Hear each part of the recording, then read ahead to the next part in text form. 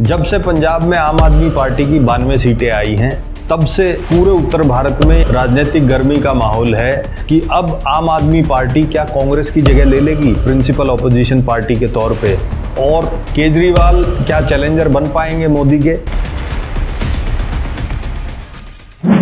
देखो, भाजपा बनी थी 1980 में और आम आदमी पार्टी की स्थापना हुई 2012 में। तो भाजपा ने 1980 से 1990 तक किया संघर्ष। इसमें बीच में राम मंदिर मुद्दा भी आया, बहुत सी चीजें हुई। फिर संघर्ष करते करते इनको पहली सक्सेस मिली 1990 में। 3 राज्यों में सरकार बनी भाजपा की, हिमाचल में, राजस्थान में, मध्य प्रदेश में, एक साथ तीनों में आई। इसी के बाद आडवाणी जी पूरे देश की रथ यात्रा पर निकले थे, जिससे वो मतलब अपना और फैलाव कर सकें और राष्ट्रीय स्तर पे भाजपा की सरकार बना पाए। फिर 1991 में राम मंदिर के मुद्दे के चलते उत्तर प्रदेश में सरकार बना ली, और फिर हिंदी बेल्ट में, जिसको काओ बेल्ट भी कहते हैं, गाय बेल्ट बोलते हैं, उसमें फैलते फैलते 1995 में गुजरात में भी सरकार बना ली। तो भाजपा ने 15 साल में 5 स्टेटों में सरकार बनाई। इस समय हो क्या रहा था, राष्ट्रीय स्तर पे जो पार्टी थी वो थी कांग्रेस, जो नेशनल पार्टी थी। अब उसकी मेन ऑपोजिशन पार्टी जो थी, मेन ऑपोजिशन पार्टी होती थी जनता दल।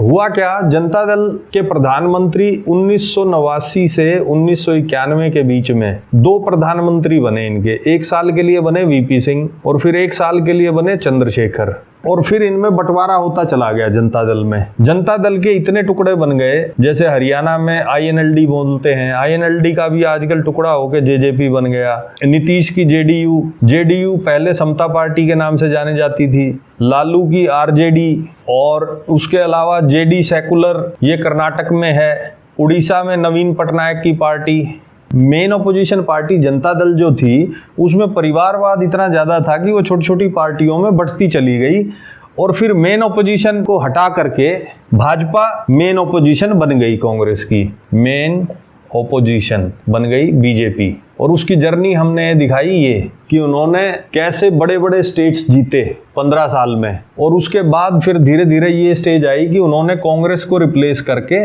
और फिर भाजपा अब सत्ता में मेन पार्टी कौन सी है, बीजेपी। और जब से 2014 से अब तक 2022 तक मेन ऑपोजिशन है कांग्रेस, जैसे इस काल में जनता दल थी। पर कहीं ना कहीं कांग्रेस का हाल भी जनता दल जैसा हो रहा है। जैसे कांग्रेस में से टूट के टीएमसी बनी, दीदी बंगाल की सीएम बन गई। कांग्रेस में से टूट के वाईआरएस पार्टी बनी, वाईआरएस कांग्रेस जिसको बोलते हैं आंध्र प्रदेश में, इन्होंने सरकार बना ली वहां पे। कांग्रेस से टूट के टीआरएस बनी तेलंगाना में, इनके वहां पे सीएम हैं चंद्रशेखर। तो इस प्रकार कांग्रेस भी बहुत सारे दलों में, और ये तो मैं वो प्रमुख दल बताए हैं जो जिनके चीफ मिनिस्टर हैं। इसके अलावा कांग्रेस में से छोटे छोटे दल तो बहुत सारे टूट के अलग अलग प्रदेशों में बने हैं। तो कांग्रेस भी जनता दल की तरह छिन्न भिन्न होकर अलग अलग दलों में बंटती जा रही है। गांधी फैमिली एक सीमेंट का काम नहीं कर पा रही। तो अब जो अपॉर्चुनिटी भाजपा को यहां मिली थी मेन ऑपोजिशन बनने की, वो अब आम आदमी पार्टी को मिलती हुई दिखाई दे रही है। आइए अब स्टेट वाइज चलते हैं कि अगले 2 साल में क्या घटनाक्रम हो सकता है, आम आदमी पार्टी कहां कहां चुनाव लड़ेगी और उसके जीतने की संभावना, सीटें निकालने की संभावना क्या है। पंजाब वो जीत गए 92 सीटें। अब नवंबर में, अभी हम मार्च में खड़े हैं 2022 के, नवंबर में गुजरात और हिमाचल के इलेक्शन है। गुजरात और हिमाचल के इलेक्शन में मैं कहूंगा कि कुछ सीटें जीत सकते हैं ये, क्योंकि इनका संगठन, गुजरात में सूरत म्युनिसिपल कॉरपोरेशन में इनको सफलता मिली थी, पर वो सारे लोग भाजपा ज्वाइन कर गए। तो कहीं ना कहीं आम आदमी पार्टी का संगठन स्ट्रगल कर रहा है अभी गुजरात और हिमाचल में।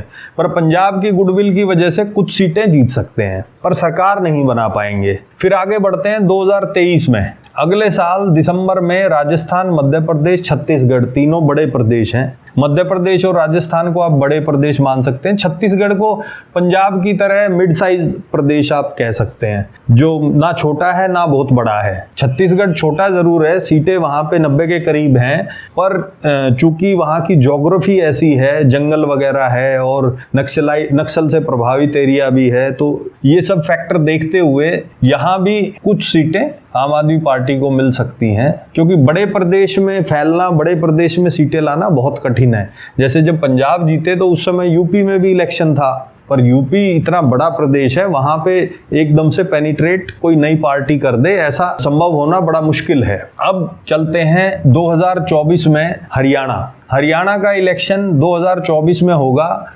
हरियाणा में 90 सीटें हैं। हमें लगता है आम आदमी पार्टी का सबसे ब्राइट चांस हरियाणा को जीतने का है। उसके कई फैक्टर मैं आपके सामने रखूंगा।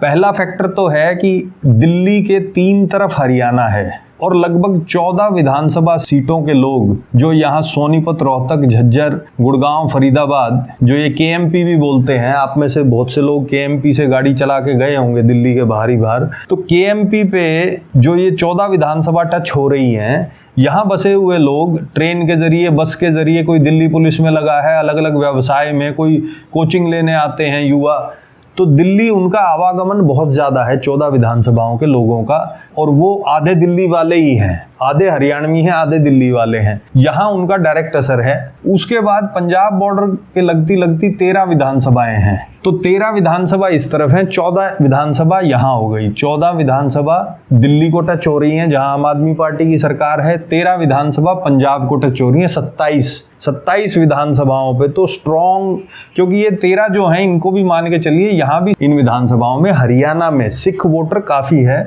उनकी पंजाब में रिश्तेदारियाँ भी हैं, आना जाना है, उठना बैठना है, वो जुड़े हुए लोग हैं आपस में।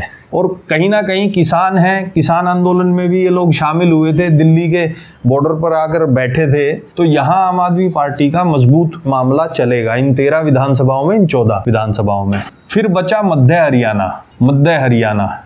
हरियाणा में लगभग 30+ जाट सीट हैं, जहां जाट निर्णायक भूमिका में हैं, 30 से ज़्यादा जाट सीटें हैं। जो जाट सीटें यहाँ, इसको हुड्डा बेल्ट कह सकते हैं। सोनीपत, भूपेंद्र हुड्डा जो हरियाणा के सीएम रहे हैं 9.5 साल कांग्रेस से, सोनीपत, रोहतक, झज्जर जिले में उनकी मजबूत प्रेजेंस है 14 विधानसभाओं में।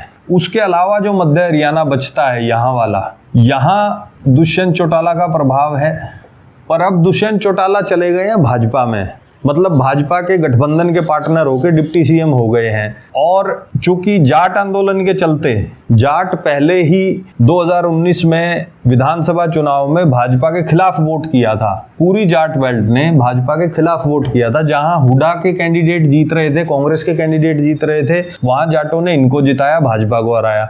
जहां दुष्यंत चौटाला के कैंडिडेट जीत रहे थे, वहां भाजपा को हराया, इनको जिताया। अब ये चले गए बीजेपी के साथ। अब इनके बीजेपी में जाने से क्या होगा कि हरियाणा में इस टाइम थर्ड फोर्स का वैक्यूम है, विकल्प नहीं है। हरियाणा में हमेशा से विकल्प रहा है, विकल्प ज़्यादातर जो दुष्यंत की पार्टी पिछली बार विकल्प थी, उससे पहले इनके दादा की पार्टी इंडियन नेशनल लोकदल, अलग अलग नामों से, वो कभी जनता दल के नाम से, कभी किसी नाम से, अलग अलग पार्टियों के जरिए जो देवीलाल परिवार है उसने विकल्प का काम किया है हरियाणा में। अब ये विकल्प हो गया खत्म, क्योंकि उनके जो चाचा हैं उनकी तो एक ही सीट है, सिरसा जिले में सीमित है, और अगली बार ये सीट भी वो हारने की कगार पे खड़े हैं। तो जो वोटर हमेशा विकल्प को वोट डालता था, जो यहाँ बैठा हुआ है मध्य हरियाणा में, उसको एक विकल्प आम आदमी पार्टी के रूप में मिल सकता है। तो विकल्प ऑफ बीजेपी और कांग्रेस का काम आम आदमी पार्टी ना सिर्फ जाट बेल्ट के अलावा उत्तर में, उत्तर हरियाणा में, दक्षिण हरियाणा में करेगी, पर मध्य हरियाणा में भी करेगी। और अगर भूपेंद्र हुड्डा कमज़ोर दिखाई दिए हुड्डा बेल्ट के लोगों को कि वो चीफ मिनिस्टर नहीं बन सकते, तो यहाँ के जाटों में भी आम आदमी पार्टी सेंध लगा सकती है। 2 और फैक्टर हैं कैंपेन बाय केजरीवाल की। केजरीवाल का खुद कैंपेन करना हरियाणा में ज़रूरी है, क्योंकि जब वो खुद ताकत लगाते हैं, खुद जाते हैं, जैसे पंजाब में वो अनेकों बार गए, उससे फ़र्क पड़ता है। आम आदमी पार्टी ने पिछली बार भी हरियाणा में चुनाव लड़ा था वैसे, पर उसमें अरविंद केजरीवाल एक बार भी नहीं आए थे, क्योंकि दिल्ली का चुनाव हरियाणा से 3 महीने बाद होता है, तो उनका कंप्लीट फोकस दिल्ली होता है। पर इस बार चूंकि आम आदमी पार्टी अब एक राष्ट्रीय विकल्प के तौर पे उठ रही है, तो इस बार वो दिल्ली छोड़ के हरियाणा में भी आएंगे, कैंपेन मजबूती से करेंगे, ये दूसरा फैक्टर है। और एक बहुत इंपॉर्टेंट फैक्टर है कि केजरीवाल का होम स्टेट है ये, केजरीवाल हरियाणा में ही जन्मे हैं। और ये जो बेल्ट मैं दुष्यंत चौटाला की बता रहा हूँ, यहाँ एक सिवानी नाम की जगह है, सिवानी, वहाँ उनका जन्म हुआ और हिसार में वो पढ़े। यहाँ पश्चिम हरियाणा में एक बड़ा शहर है हिसार, वहाँ केजरीवाल ने इंजीनियरिंग से पहले IIT में जाने से पहले तक की पढ़ाई की हिसार में। सिवानी में उनका जन्म हुआ। जब केजरीवाल इस एरिया में कैंपेन करेंगे और इधर से पंजाब की सीटों का दबाव आएगा तो डेफिनेटली यहाँ लाभ मिल सकता है आम आदमी पार्टी को। तो ये एनालिसिस शायद आपको पसंद आई होगी। आपका बहुत बहुत धन्यवाद। नमस्कार।